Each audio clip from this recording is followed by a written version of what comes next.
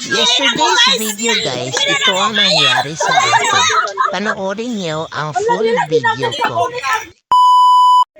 Ito ay ang ganap ng aming PE o Patfit kahapon. Tingnan nyo guys kung ano ang ginagawa namin. Napakahirap guys, akala nyo ang dali-dali lang yan? Pero ang hirap-hirap guys. Ba't kami pinapahirapan ng aming instructor guys na si Sir Paulten? Joke lang sir. Pero guys, alam nyo guys, exercise yan guys. Para sa ating mga tuhod at ating mga utak guys. Paggalawin natin mga utak natin guys kung paano yan gagawin. Akala nyo lang guys na simple lang. Hindi.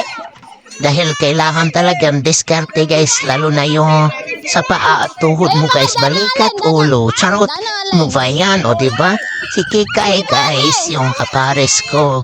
Pero nanalo kami niyan dahil by group na yan guys. Tignan nyo, ang hirap naman talaga guys. Sige na, Ang lakad ko guys, napakahina na. Dahil masakit yan sa paa guys. Sa paa. So, sa bani guys, sa legs pala. So, yan yung first guys na individual guys. Natalo ako niya ni Gwyneth. Dahil nahihirapan pa ang aking utak kung paano gagawin.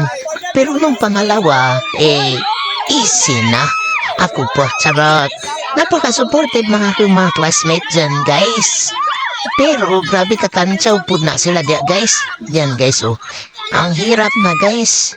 Gusto ko nang mag-surrender. Talagang nag-surrender naman talaga ako dyan, guys. Dahil napakahirap naman. So, Hindi na ko guys! Hindi na ko kaya! Wala nila, binagdag sa kulit ang tao. Hindi na ko walang nakaya ko.